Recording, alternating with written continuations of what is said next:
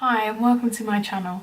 Today I'm going to be reviewing the Ordinary Serum Foundation. This foundation is meant to be a lightweight foundation and it claims to be a serum textured natural coverage foundation that softens undesirable hues and visibly reduces imperfections. So this foundation comes in 21 shades, I believe. That's not a massive shade range compared to shade ranges that have 40 or 50 that you see coming out these days. But the actual spectrum of the shades from fair to very deep skin is quite good. It's just there's not a lot in between. So as a rule of thumb, I think for such a cheap foundation, I got it I think for £5.90. It's a lot better than like traditional drugstore foundations where they have like 8 or 12 shades, which really isn't good enough. Personally speaking, as a very fair person who's often like paler than the lighter shade that foundations offer, I can say that this is quite a fair foundation. It's not the fairest I own, but it's pretty fair. And also they do, like this, I got the neutral shade, but they do a pink one and a neutral silver one, but I don't unfortunately have them to show you. You can buy this off of the Ordinary website, but I'm not sure about shipping to the UK for that one. So if you're from the UK, I got mine from Cult Beauty, or you can get it from Beauty Bay as well. And I think House of Fraser now stock it as well. So if you're near a House of Fraser or House of Fraser online, you can have a look and see if they've got it there. You get 30 millilitres of product in this foundation, so that's pretty much the industry standard. I've got the shade 10N, which is meant to be a neutral foundation, and this is the fairest one that they do because, as you can see, I'm quite a fair person.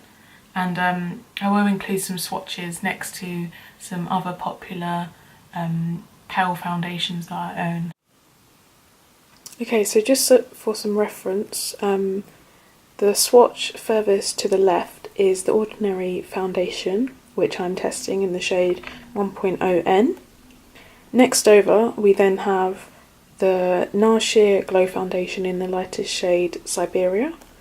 And then third, we have the Revlon Colourstay Foundation in the lightest shade Ivory. And then finally, I can't remember what it's called, the Fenty Beauty Foundation in the palest shade 100. So hopefully that'll give you some reference. So I'm going to be doing a first impression of this foundation and a wear test. And I've got it on right now, so if you want to see the demo of how I apply it and how it wears throughout the day, then keep on watching. So this is what the packaging for the Ordinary Light Coverage Serum Foundation looks like. And on the back, the directions say, shake before use, disperse a small amount into the palm of the back of your hand, smooth on, blend throughout the face, ideally from the midpoint of the face. Now I got this foundation because I was really looking for something that was light coverage and wouldn't feel heavy for the summer, so hopefully I'll like it. This is what the packaging looks like. I was kind of expecting it to be glass, but I think it's plastic. Here's what it looks like. And it's just got like a silicone sort of pump like the NARS packaging, and then yeah, you just twist the cap and then dispense the product. So first of all I'm going to shake it. It sounds quite liquidy in the bottle. And then I'm not sure how much I'm going to need, so I'm just going to go with 2 pumps first of all. And by the way, I've already moisturised and I've primed this right side of my face with also the Ordinary, what is it called? High Adherence Silicone Primer, which is my favourite primer, just to see if there's any difference in the longevity of the foundation. So yeah, as I said, I'm going to go with 2 pumps. Ooh, and on the first pump it didn't come out. Oh, here we go. Yeah, as I expected, it's very runny. Don't know if you can, yeah, you can see that dripping down my hand. So I'm just going to do as I usually would, sort of dot it around the face. And then I'm going to be using my Beauty Blender sponge to blend it in. So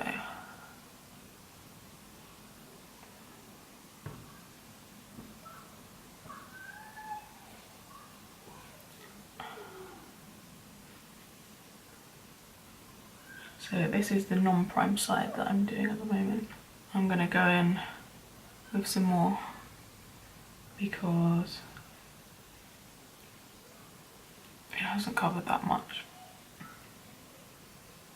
I'm just going to blend that in.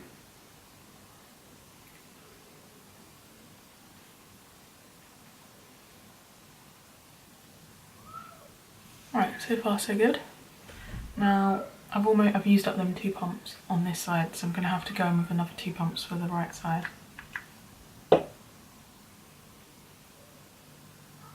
just once again dotting it around my face as I usually put my foundation on. And going in with the other side of the sponge.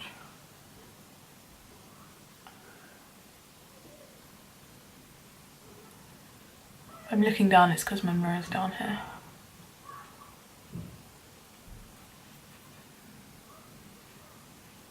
So that's the first layer.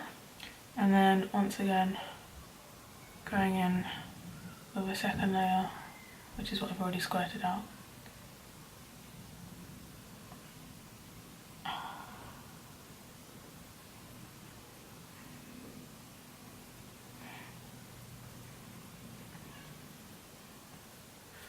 Forget the ears. Oh, I've got the ear. Blend it down the neck a little bit. Right, so there we go. Looking in my mirror, so first impressions, I'm quite liking it. It hasn't like caked up around the nose, hasn't really clung to any dry patches. Hasn't completely covered the few breakouts that I've got, but I didn't expect it to because it was light coverage. And so I'd agree with the claim that it's light coverage. It's not sheer. And I mean, I've done 4 pumps and I wouldn't say it's medium. It's definitely light coverage, but that's what I was looking for. So I'm pleased with that. The shade's quite good. You can kind of see, it looks a bit yellow on camera. What colour did I get? 10N. So it's the lightest shade in the neutral colour.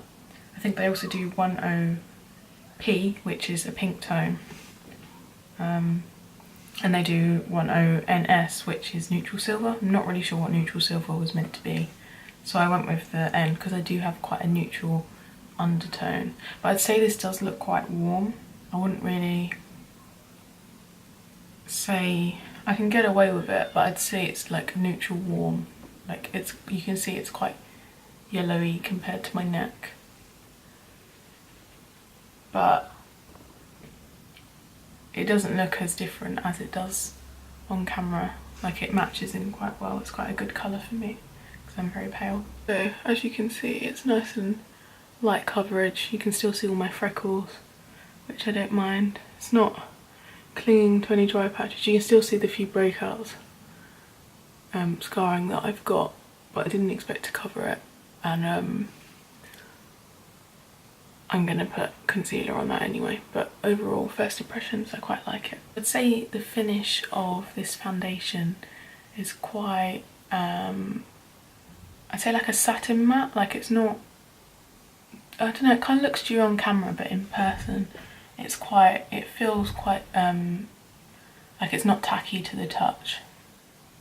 And it's like, yeah, I'd say semi-matte, satin matte finish, which I like because hopefully that will help it withstand the heat. And yeah, I like the finish of it. Oh, and by the way, I've got normal to dry skin. So I'm gonna carry on with the rest of my makeup and come back and do updates throughout the day for how I think this is wearing, to see whether there's any difference between the primed and the unprimed side. Hi, so I'm back and I've finished up with the rest of my makeup.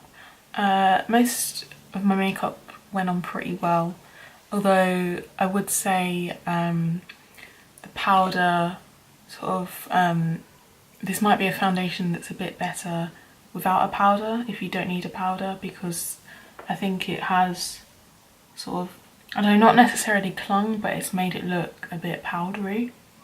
But I would say I quite like this foundation because it's given me, like, it just really like blurred the skin. Like, I don't know if you can see on camera, but it literally looks like I've got quite like a filter on my skin, which I quite like, considering it's a very lightweight foundation. Like, it doesn't feel like I'm wearing much foundation. So far it hasn't really clung to any dry patches apart from looking a little bit cakey, but I think that was more the powder than it was the foundation. So here's a close-up of my skin after finishing up the rest of my makeup. Come a little bit closer so you can see. So as you can see, as I was saying before, it does look very sort of blurred, and but at the same time you can still sort of see freckles, so it's very natural. Hi, I'm back. It's been about 5 hours since I first applied the foundation, and overall I'd say, looking at it, it's holding up pretty well. I haven't really got any major complaints, to be honest. The foundation hasn't oxidised at all, as you can see, and also looking at the prime side and unprimed side, I can't really tell the difference between the wear at this point, being 5 hours in. I know the primer does work really well when I've used it with other foundations, and you can definitely tell the difference with the wear time, but with this foundation that I'm trying now, I personally can't see the difference at this time point. The only minor complaint I might have is that if I zoom in a little bit, I don't know if you can see, it's kind of faded a little bit where my breakouts were, so you can kind of see them a little bit more, and at this point I probably would want to cover them up with powder a little bit. And it's also on my chin, kind of set, you can't really see, but it's settled into like a little dry patch that I have, but other than that, it looks pretty good at this time. Like, it's obviously, I'd say it's faded a tiny bit, but like it's faded evenly as a foundation would, so yeah, I think it's pretty good. Right, so I'm back for the final check-in. It's been about 7.5 hours now, and I'm kind of ready to take it off. It wore pretty well throughout the day. It has kind of faded now, but it's faded evenly, so like it didn't go patchy or anything. It's gone sort of slightly shiny across the nose and like in the T-zone. I don't have oily skin, I have quite normal to dry skin, so I think if you had oily skin you probably wouldn't like it. After a couple of hours it'll probably go quite oily on you, which is not surprising because it's supposedly a serum foundation. I agree with the claims on the box that says it's a natural coverage. It definitely is a natural coverage, and I also agree that it softens undesirable tones, because as I said earlier, it just kind of made my skin look like filtered and sort of evened everything out while still being light coverage and looking like skin with my freckles showing through. So this is what it's looking like after about 7.5 hours. My breakouts are showing through, it's kind of worn off, but to be honest it doesn't look bad, like it just looks like my makeup's faded a bit. So overall my final thoughts is I think it's a pretty good foundation. For what I wanted, a light coverage, and I think it'd be good, like it lasts reasonably well, so I think it'd be a good sort of day-to-day foundation as well, because it has SPF 15, which is important. Personally I'd use SPF 50 underneath it just because I am so fair. I don't think SPF 15 is enough. I think it should be at least SPF 30. But yeah, I think it'd be great for like day-to-day wear, and maybe by the pool when you just, like in summer when you just want a light coverage and you don't want it to feel too heavy. Yeah, so that's the end of this video. Thank you very much for watching, and goodbye.